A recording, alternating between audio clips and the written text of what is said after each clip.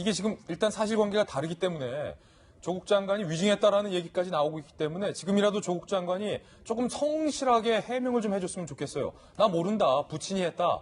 라는 해명으로는 더 이상 해명이 안 되는 상황이라는 지적을 해주셨는데, 김광삼 변호사님, 분명히 여기 가족관계 등록부에는 조국 장관이 직접 출생신고를 한 사실로 돼 있는데, 이거대로라면 조국 장관이 위증했다는 얘기예요?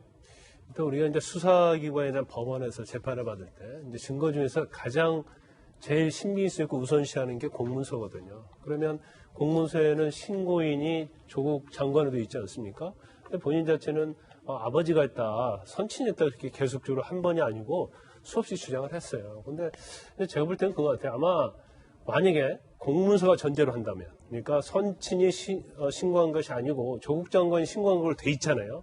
그걸 전제로 한다면 아마 본인이 출생신고 올 때 그게 기재되지 않는다. 누가 신고했는지 그렇게 알았을 가능성이 크다는 거죠. 왜냐하면 만약에 출생신고한 사람이 누구인지 기재된 걸 본인이 알고 있었다고 한다면 계속 여러 번에 걸쳐서 그런 식으로 얘기를 하지 않을 가능성이 크고, 아마 그 사실을 제가 볼 때는 이제 김진태 의원이 계속해서 기본증명서 내놓으라고 막 큰 소리 쳤잖아요.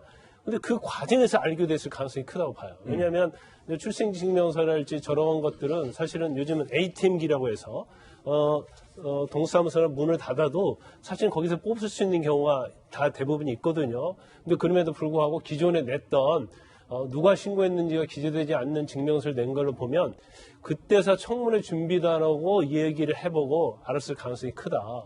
그러면 저 공문서는 당연히 뭐 진정하게 성립된 거 아니겠습니까?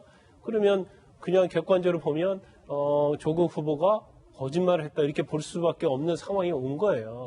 그런데 만약 거짓말을 했다고 하면 이제 국회 증언해가는 법률, 증언 감정하는 법률이 있잖아요. 굉장히 형량이 셉니다. 1년 이상 10년 이하예요. 이 형법에서 정하고 있는 법정에서의 유증죄는 5년 이하거든요.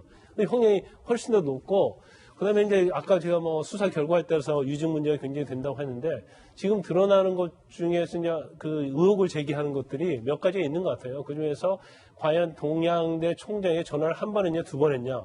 이것도 사실은 통화 기록 보면 밝혀질 수 있는 거기 때문에 본인이 아무리 한 번 했다 하더라도 통화 기록에서 두 번을 나오면 그건 이제 피할 수 없다고 봅니다. 이제 그런 부분이랄지, 그 다음에 뭐 우리가 또 얘기를 하겠습니다만은 사모펀드 관련된 부분들, 이런 부분들이 굉장히 어렵게 설켜 있기 때문에 적어도 이 기본증명서 관련해서 출생신고 누가 했느냐 부분에 대해서는 조국 후보자가 좀 피해가기 어려운 부분이 아닌가 그렇게 생각이 듭니다.